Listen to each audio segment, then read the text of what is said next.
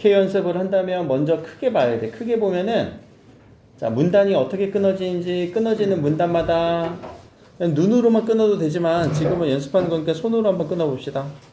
끊어지는 문단마다 끊어지는 문단마다 끊어지는 문단마다 그리고 끊어지는 문단마다 끊어지는 문단마다 한번 끊어보세요. 이거 하는 이유가 이번에 수능 보니까 여러분들한테 기본을 강조를 해야 되겠더라고.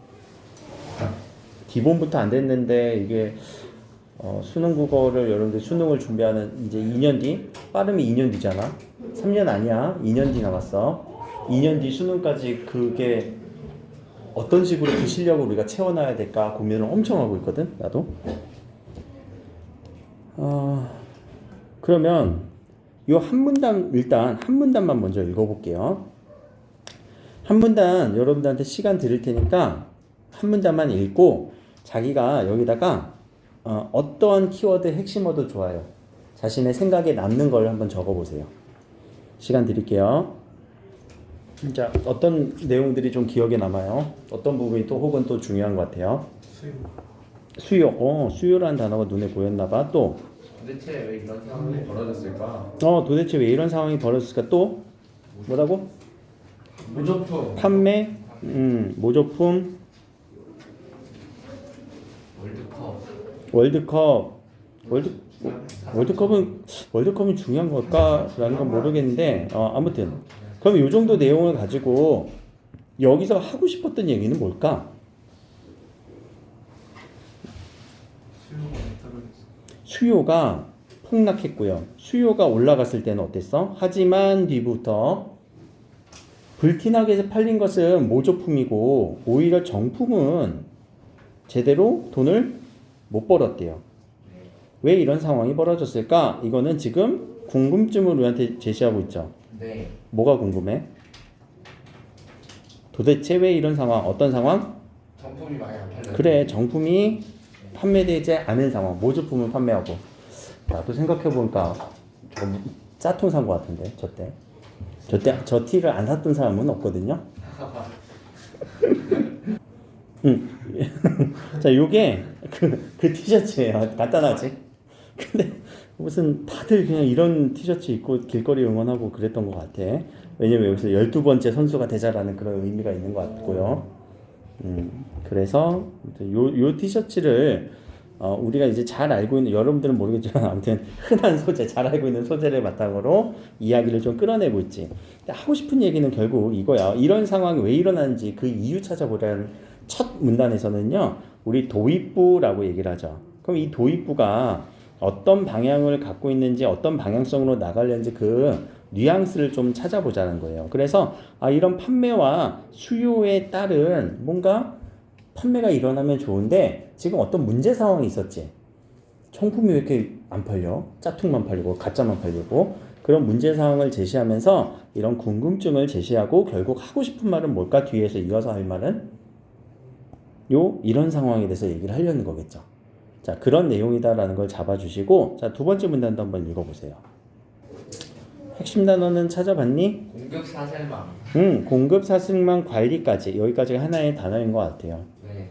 자, 위의 상황을 간단하게 설명을 하려고 하는 게 아니라 간단한 문제 같지만 간단하게 설명하겠대?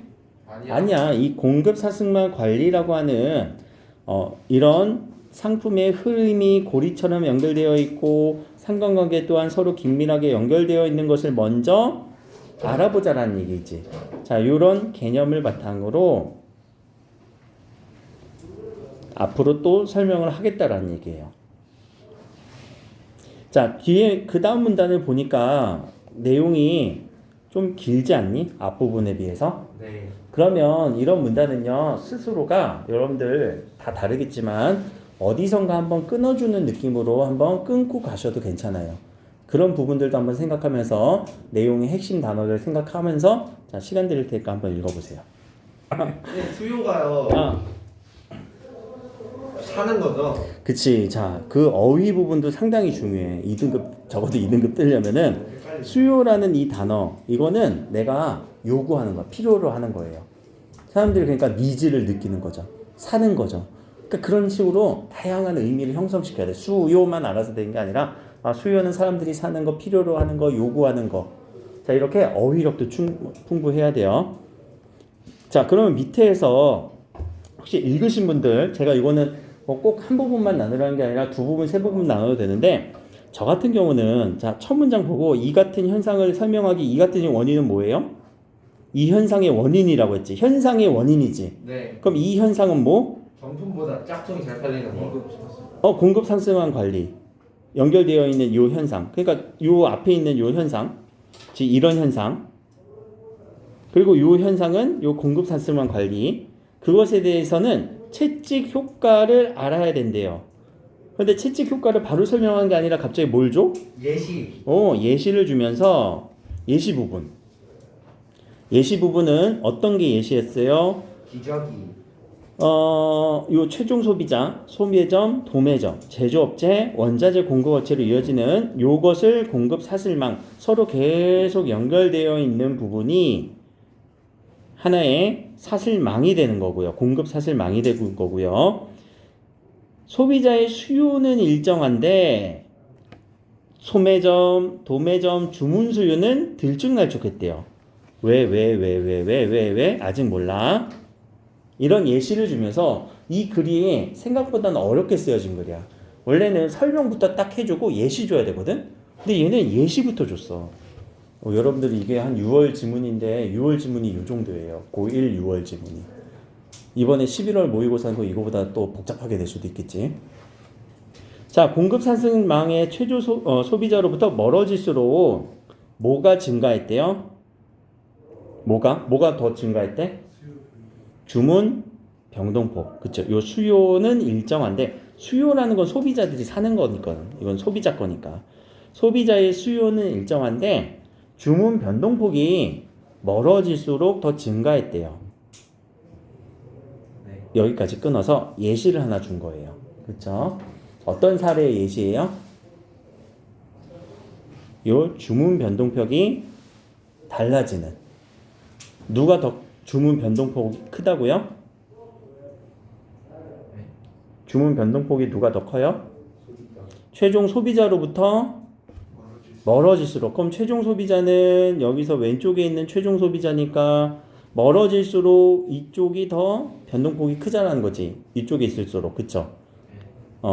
그러니까 적어도 도매점이 더 주문하는 주문 변동폭이 더 큰 거예요. 자, 공급 사슬망에서 이와 같이 수요 변동폭이 확대되는 현상을 채찍 효과라고 얘기를 하면서 자, 여기서 하나의 개념 설명을 하고 있죠.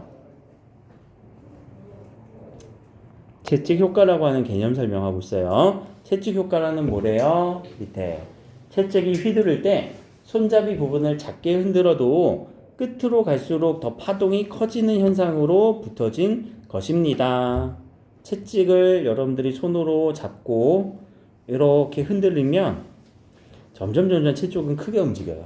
손으로 잡고 흔들었을 뿐인데 이렇게 하면 줄넘기 생각해봐. 여러분들 줄넘기는 손목으로만 싹싹싹 돌리지. 네. 근데 줄이 어때? 확 돌아가지. 그 비슷한 효과예요. 손으로 움직였을 뿐인데 여기에서 파동이 점점 커지면서 끝으로 갈수록 멀어질수록 변동폭이 어때요? 변동폭이 크다. 이것이 채찍 효과래요. 채찍 효과에 대한 개념 설명을 한 부분이고요. 그 다음 부분은 이런 변동폭은 자, 이러한 개념 채찍 효과가 이러한 변동폭은 갖는 효과겠죠. 채찍 효과가 갖는 효과 혹은 영향. 어떤 영향을 준대요? 반길 만한 사항이 아니야. 왜? 적절히 분배해서 계획해서 효율적으로 운영해야 되지만 변동폭이 크면 채찍 효과가 크면 운영하기가 어렵기 때문이에요. 이런 영향을 준대요. 그럼 채찍 효과는 좀 다소 부정적인 개념으로 볼 수 있겠네요. 그렇죠? 채찍 효과가 크다라는 건 부정적인 느낌으로 정리를 해주시면 될 것 같아요. 자, 한 문단도 너무나 길면요 이런 느낌으로 여러분들이 좀 나눠서 생각하는 연습을 해주셔야 돼요. 한 문단 한 번에 처리 안 되는 사람들이 생각보다 많더라고. 선생님 옆에서 이렇게 지켜보니까. 네. 자, 그 다음 문단도 이렇게 좀 길다 싶으면은 무조건 끊어서 한번 생각해 보세요. 자, 시간 드릴 테니까 여기다 한번 읽어봅시다. 근데 좀 다른 느낌이야. 맞아. 비슷해. 자, 봐봐. 도매라고 할 때 이 매자가 매매하는 거거든요. 네. 소자는요, 작다예요. 작게 매매하는 사람, 한두 개씩 파는 사람. 도매는요, 크게 100개씩 박스 단위로 크게 판매한 걸 도매라고 하지. 그럼 이 도매업자가 만들어요? 아니지? 제조업자가 만들겠지? 그래서 쿠팡 같은 경우는 이 도소매가 같이 결합되는 형태야. 왜냐면 쿠팡도 대량으로 입고하긴 하지. 근데 그 안에서 또 하나씩 또 판매하지. 네. 그런 느낌이야. 그래서 도매 같은 경우는 이 중간 상인이라고 생각하시면 돼요. 소매 같은 경우는 우리가 딱 만나는 그 가게들 있지. 어떤 뭐 상점들, 슈퍼마켓도 맞고 이런 것들. 자, 그러면 요 뒤에 문단도 한번 봅시다. 요 문장을 우리가 또 우리한테 질문을 주고 있어. 요 질문. 그럼 앞에서 처음에 첫 문단에 나왔던 질문은 뭐였어? 도대체 왜 이런 현상이 벌어졌을까? 이거 해석됐니? 그러면 요 질문에 대한 답 나왔어? 채찍 효과. 요런 상황에 대한 답은 채찍 효과였죠. 그쵸? 그럼 밑에 이런 채찍 효과에 또 그 이유를 얘기하겠다는 거지. 채찍 효과의 그럼 이유는 무엇일까? 그럼 그 이유를 첫 번째는 수요의 왜곡이다. 자, 첫 번째라고 이렇게 명확하게 줬네요. 그러면 이건 사람마다 조금 차이가 있겠지만 저 같은 경우는요. 두 번째 또 찾으러 가요. 바로. 첫 번째 안 읽고. 두 번째 어디 있니? 다음 문단 있네. 자, 여기가 두 번째 문단. 혹시 세 번째가 있나? 있어요. 채찍 효과의 세 번째 원인은 이렇게. 네 번째 있나? 네 번째는 눈에 딱 띄진 않지? 그쵸? 그럼 여기서 눈에 띄진 않아요. 그럼 몇 가지가 나뉘어요? 한 세 가지 효과를 정리할 수 있죠. 네. 그럼 이후부터는 이제 중심 내용이 뭘로 바뀌어? 채찍 효과의 세 가지 이유. 첫 번째 이유는 수요의 왜곡이다. 자, 왜곡이란 단어가 무슨 표현이에요? 숨기다 또 왜곡, 변형하다라는 거. 뭔가 바뀐다라는 거야. 혹은 다르다라는 거예요. 자, 그런 느낌을 잡고 읽어보면 소비자의 수요가 갑자기 늘면 소매점은 앞으로 수요 증가를 기대하는 심리로 기존 주문량보다 더 많은 양을 도매점에 주문하게 됩니다. 도매점한테 더 많은 양을 주문하죠. 갑자기 하나 팔리던 게 10개 팔렸어. 그러면 소매점 입장에서는 몇 개 팔 걸 기대하게 돼? 100개. 오케이, 100개를 기대하니까 자, 10개를 팔았을 뿐인데 100개를 누구한테 주문해? 도매점한테 주문을 해. 실제 몇 개 팔렸는데? 10개 팔렸는데. 그럼 야, 원래는 10개 팔렸으면 10개 주문한 게 맞는 거 아니야? 네. 그치. 그러면 왜곡이 일어난 거 맞니 아니니? 맞아요. 맞네. 그거를 설명했네요, 여기서. 자, 이렇게 한 문장 이해하고 넘어가셔야 돼요, 여기까지. 그리고 도매점도 같은 이유로 더 많은 양을 제조업체에 자, 갑자기 100개 주문이 들어왔어. 이거 100개는 갖고 있으면 돼, 안 돼? 이번에 한몫 물 들어왔을 때 노져야 되잖아. 그럼 몇 개 주문할 거야, 여러분들 같은 경우는? 1000개 주문할 거야. 근데 최종 소비자는 몇 개 팔았어, 지금? 10개. 10개 팔았는데 지금 1000개가 주문됐어. 왜곡 맞니? 네. 그것을 왜곡이라고 했어요. 즉이라고 하는 이런 표지들은요, 앞의 내용을 다시 한번 정리해 주는 거예요. 그러면 앞부분에서 읽었던 내용이요, 뒷부분하고 일치해야 돼요. 일치하는지 아닌지 여러분들이 이해하면서 정리하면서 읽어봐요. 공급 상승에서 최종 소비자로부터 멀어질수록, 자, 멀어질수록 어디예요? 도매 혹은 제조업체가 될수록, 그쵸? 멀어질수록 일치하지. 지금 문장의 그 느낌이 점점 더 심하게 왜곡 현상이 발생하는 것이다. 점점 더 어떻게 발생해? 1000개가 돼버렸잖아. 여기까지. 자, 여기까지 그러면 수요의 왜곡에 대한 내용으로 정리가 되는 문단의 전반부라고 보면 되겠네요. 자, 뒤에는 이 수요의 왜곡에 대한 설명 플러스 언제 일어난대요? 조금 더 심화되는 상황. 그 심화되는 상황은 공급자가 시장에서 제한적일 때, 자, 이 말을 다시 한번 해석해 봅시다. 공급자는 누구예요? 공급자. 공급자는 누구로 봐야 될까? 시장에서 공급하는 사람. 오케이. 제조업체가 공급자가 될 거예요. 오케이. 자, 이 공급자가 시장에서 제한적일 때는 공급자의 숫자가 적을 때, 그러면은 이 제조업체 공장에 혹은 이 회사에 숫자가 별로 안 될 때라는 얘기겠죠. 그때 이 채찍 효과의 왜곡 현상은 더 크게 발생한대요. 자, 다시 한번 또 즉 연결하고 있네요. 다시 한번 또 이해해 보자. 공급자가 한정된 상황에서 더 많은 양을 주문해야 제품을 공급받기가 수월하기 때문이다. 공급자가 한정되어 있으면은 이 회사가 하나밖에 없어. 그러면은 도매업자는 1000개만 주문하는 게 아닐 거야. 2000개 주문할 수도 있다는 거야. 더 많이 땡겨서 미리. 왜냐면 다른 데가 없으니까. 다른 데 가서 못 사오는 거니까 이 회사에 더 많은 물품을 주문할 수밖에 없다. 자, 그래서 티셔츠를 공급하는 제조업체에서 물량이 한정되어 있으면 한꺼번에 많은 양을 주문하는 도매업체에 우선권을 주는 것은 당연하죠. 그렇죠. 야, 여기서 10개 들어왔대. 야, 잠깐 걔 무시하고 2000개 들어온데 주자. 2000개 한 번에 팔아야 돈이 될 거니까. 결국 물건을 공급받기 위해서 업체들은 경쟁적으로 더 많은 주문을 해서 수요의 왜곡이 발생합니다. 그럼 아까 이 공장 또는 이 제조업체는 정품을 판매했던 회사겠죠? 네. 그럼 이 정품은 회사가 많았어, 적었어? 적었어요. 적었어. 공급자가 제한된 상황이야. 그쵸? 그러면은 당연히 요 중간에서 판매했던 사람들이 야, 이거 너도 나도 지금 팔린데 진짜 저 비더 레지스 빨간 티셔츠는 한 4천만 장 팔렸을걸? 우리 왜냐면 아기들부터 입혔어. 진짜 조그만한 아기부터 노인들까지 다 입었어. 집에도 있었다. 나 집에도 어디 찾아보면 있을 텐데. 자, 그래서 수요 왜곡에 대해서는 이해했죠. 진짜 10개밖에 안 필요했는데 막 주문한 사람은 1000개까지도 주문하고 2000개까지도 주문해요.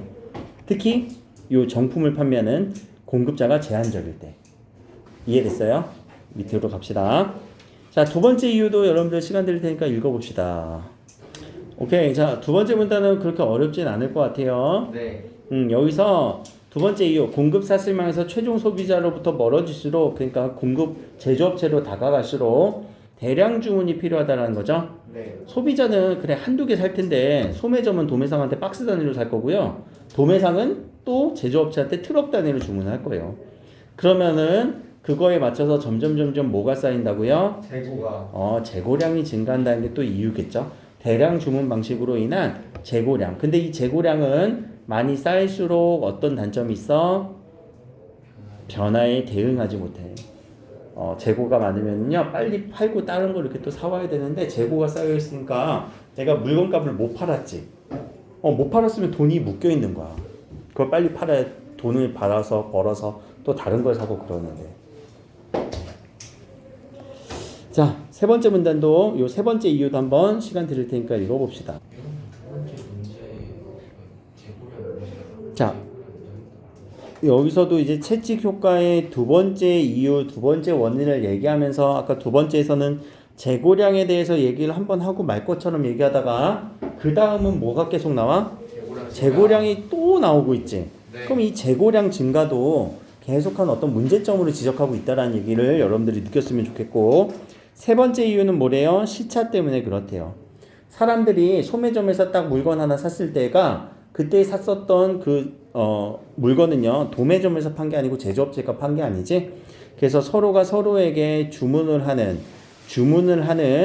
이런 시스템에서 시간이 걸린다라는 얘기예요.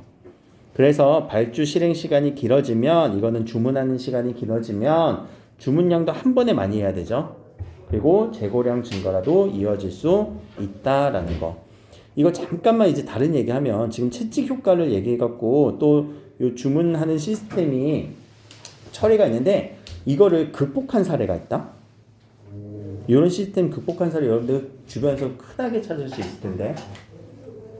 극복한 사례, 어디? 쿠팡이요, 쿠팡. 쿠팡? 맞아. 쿠팡도 맞고, 여러분들 하루에도 한 번씩 이상 가는 곳. 마트. 편의점. 편의점은 물건 배송 언제 해주냐? 매일 해주지. 네. 자, 이렇게 배송을 거의 시차를 줄여버리는 거야. 하루 단위로.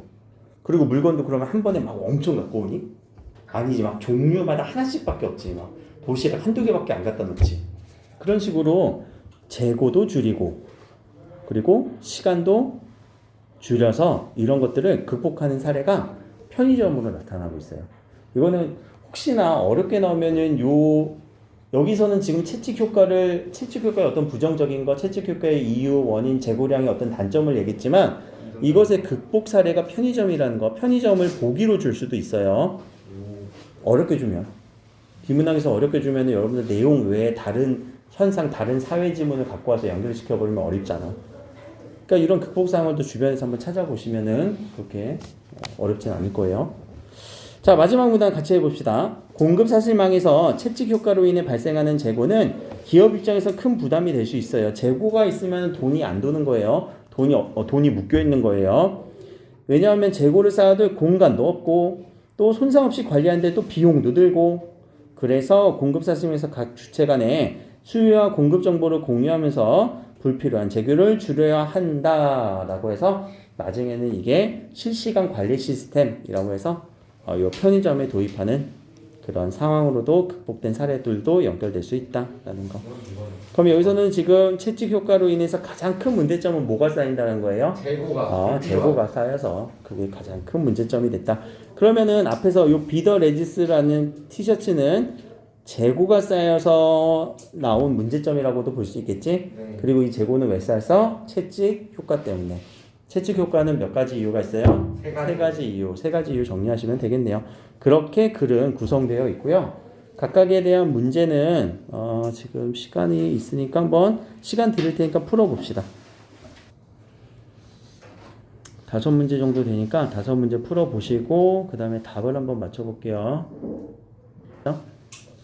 자, 요 21번 문제 같은 경우는요, 선택지 보니까 전개 방식을 물어보는 거예요. 전개 방식이란 거는 글이 어떤 식으로 이렇게 흐름적으로 쓸어갔느냐라는 거. 그러면 전개 방식 풀 때는 각각 선택지에서 키워드 부분만 체크 한번 해볼래? 사회현상과 관련된 이론, 문제점 지적, 이 부분이 1번 선택지의 키워드. 2번은 사회현상의 발생 원인, 관련 개념, 통해 설명, 두 번째 키워드였고요. 세 번째는요, 사회현상과 관련된 원인, 역사적 변천 과정, 이 부분이 키워드일 거예요. 4번은 사회현상에 대한 원인, 대립적 의견, 오케이, 공통점 차이점. 5번은요, 사회현상의 원인 파악, 가설 설정, 실험, 검증. 그러면 거의 답은 나왔을 것 같아요. 이렇게 해서 맞춰보는 거예요. 그러면 적어도 여기에 키워드랑 지문에 있는 말이 명확하게 100% 대응해야 돼요. 1번만 한번 해볼까? 사회현상과 관련된 이론. 자, 어떤 이론이 얘기했어? 채찍 이론 대응되네. 근데 뒤에도 문제점 지적했다. 어떤 문제점? 채찍 이론의 문제점이었나? 아니요. 아닌데 채찍 이론의 문제점은 아니었던 것 같아. 대응이 안 되지. 네. 그럼 얘는 틀린 거네. 이런 식으로 대응시켜서 풀어줘야 돼요. 전개 방식 문제는요, 하나씩 지문에 있는 말로 바꿔서 키워드 체크한 다음에 그걸 대응시켜서 문제를 풀어주셔야 되는 방법 중에 하나로 모의고사 45문제 중에서 한 문제 혹은 두 문제 정도는 나와요. 독서 비문학 파트에서 이번에도 나올 거야, 수요일 날. 자, 22번 문제를 한번 봅시다. 22번 문제, 윗글에 대한 이해라고 나오는 이런 부분들은요, 내용 일치 문제 플러스 추론을 해야 되는 문제예요. 그럼 내용 일치는 가서 찾으면 되는데, 추론 같은 경우는 내용을 직접적으로 똑같이 찾는 게 아니라 그 내용을 우리는 좀 역으로도 생각을 해볼 수 있어야 돼. 예를 들어서 뭐 A라는 사람이 가장 부자이다 라고 한다면, B라는 사람은, 지문에서는 A가 가장 부자라고 얘기를 했어. 그럼 B라는 사람은 가장 부자인가? 아니요. 이렇게 추론이 가능하다는 거지. 얘는 부자는 아니겠네. 가장 부자는 아니겠네. 얘는 지문에서 얘기가 안 나와도 이런 식으로 연결해서 추론까지 해주는 그런 내용들을 제시해주고 있기 때문에 그런 내용 일치 문제 플러스 추론이에요. 그러니까 추론까지도 여러분들한테 요구되는 상황이에요. 그렇게 한번 풀어보시고요. 어렵진 않아. 자, 23번은 딱 요 영역에 대한 추론이라고 명확하게 얘기를 했죠. 자, 이 기억은 뭐에 대한 내용이었어? 스포츠 브랜드가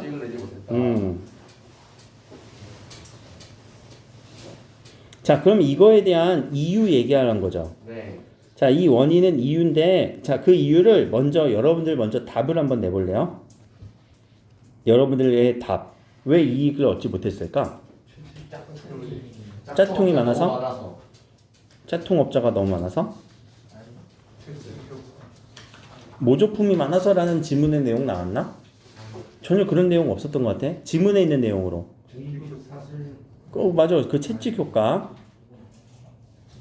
그럼 뭔가 이 채찍 효과와 관련돼서 여기에 대한 답을 찾아줘야 되겠지. 그쵸? 채찍 효과에서 공급하는 회사가 어떨수록 공급자가 많을수록 적을수록 공급자가 적을수록 뭐가 많이 일어나? 주문의 왜곡은 많이 일어난다. 이런 문장들도 기억나죠? 네. 항상 이 이유는요, 여러분들 머릿속에 있는 뇌피셜로 찾는 게 아니라 지문에서 나온 얘기로만 찾아줘야 돼요. 그렇게 풀어보시면 됩니다. 자, 24번 문제가 이제 보기에 대한 내용으로 이 보기와 연관지어서 봐야 돼요. 자, 근데 보기는 어떤 내용으로 주된 내용이냐고 한다면 키워드만 체크해 볼게요. 예상치 수요가 급격히 증가하면 급히 도매점에 상품 주문해야 돼. 그러면 추가 주문할 것이고 공장 가동까지도 해야 된대요. 그래서 이런 불확실성 때문에 이런 소매점, 도매점, 제작업체로 전달된다. 이것을 우리가 앞에서 무슨 효과라고 얘기한 거니? 또는 무슨 시스템이라고 얘기한 거니? 공급 사슬망이라고 얘기를 했잖아. 혹은 이런 갑작스러운 수요 증가로 인해서 변동이 커지면은 채찍 효과라고도 얘기를 하잖아. 그러나가 뒤가 중요하겠네. 뭐가 있다면? 재고가 있다면. 자, 앞에서 우리 지문에서는 재고에 대해서 어떻게 얘기를 했니? 지문에서의 재고는 좀 부정적인 느낌이었지. 네. 근데 여기서의 재고는 긍정적인 거. 재고가 하는 어떤 긍정적 기능을 얘기해주고 있지. 그러면 자, 이 보기 관점은요, 비슷한 상황에서 발생하는 이 재고의 역할이 좀 다른 관점, 지문에 있는 내용과 서로 다른 관점으로 바라보고 있구나라는 거를 여러분들이 비교 대조해 주면서, 자, 이런 문제들은 항상 지문에 있는 내용, 보기에 있는 내용, 선택지에 있는 내용을 같이 맞춰줘야 돼요. 항상 지문과 보기와 선택지가 같이 잘 맞아 떨어져야 우리는 정확하게 정답으로 골라줄 수 있어야 돼요. 알겠죠? 그렇게 한 지문 한 지문 정리해준다면 어렵진 않을 거고, 자, 두 번째 선생님이 여기서 제안하는 거는 문장을 끊어보세요. 이렇게 여기에서 재고는 이것뿐만 아니라 이거일 수도 있다. 자, 이거에서 현상과 이거는 부담을 준다. 효과로 인해 주문량이 많다. 늘어나면 뭐가 나타날 수 있다. 수요의 왜곡의 도매점은 이렇게 할 것이다 라는 느낌으로 문장을 끊어서 여기서 적절하지 않은 거 찾아주면 되는 거예요. 자, 문장 끊을 할 때는 주어 서술어 관계 잘 파악하고, 그리고 앞뒤 간의 인과성 혹은 논리적 관계까지도 잘 따져줘야 돼요. 네. 자, 이런 것들이 이제 연습을 계속하는 게 수능의 연습이고 모의고사의 연습이야. 내가 지문에 대한 내용을 어떻게 막 배경 지식이 쌓으라는 얘기보다 문제 어떻게 풀 것인지, 지문 어떻게 읽을 것인가 제일 중요하고요. 자, 이 보기 같은, 여기서 이 보기는요, 밑에 있는 이 내용은, 자, 내용을 이해했는지 적용하는 문제예요. 문제 패턴은요. 근데 다른 이 보기는요, 그 내용을 바탕으로 다른 사례에 적용해주는 보기예요. 사례 적용 문제라고 보면 돼요. 좀 문제 유형이 달라요. 그러면 이 보기를 우리는 요약할 수 있어야 돼. 혹은 정리할 수 있어야 돼요. 어떤 거를 바탕으로? 지문의 내용을 바탕으로. 지문의 내용을 끌고 와서 이 부분을 요약 정리하셔야 되거든요. 한번 볼까? 자, 공급 기획 예측 프로그램이 있어요. 이거는 협력을 통해서 물량 수요 예측을 조정해 나가는 프로세스래요. 그러면 어떤 공급 사슬망 관리 안에서죠. 공급 사슬망 관리 안에서 서로의 수요 예측을 조정해 나간다고 했으니까, 자, 재고를 어떻게 한다? 재고 부담을 줄인다라는 말로 우리는 읽어주면 되겠지. 그래서 실제로 이렇게 A전자 B통신의 이 프로그램을 이용해서 실시간으로 공유하면서 필요한 물량 공급을 최소화했습니다. 재고 부담을 줄였습니다. 라고 읽어주면 될 거예요. 보기는 이렇게 읽어줘야 되는 보기였네요. 이렇게 읽어봤으니까 이 5문제 어렵진 않을 거예요. 집에 가셔서 풀어갖고 토요일 날 해설을 한번 해보도록 합시다.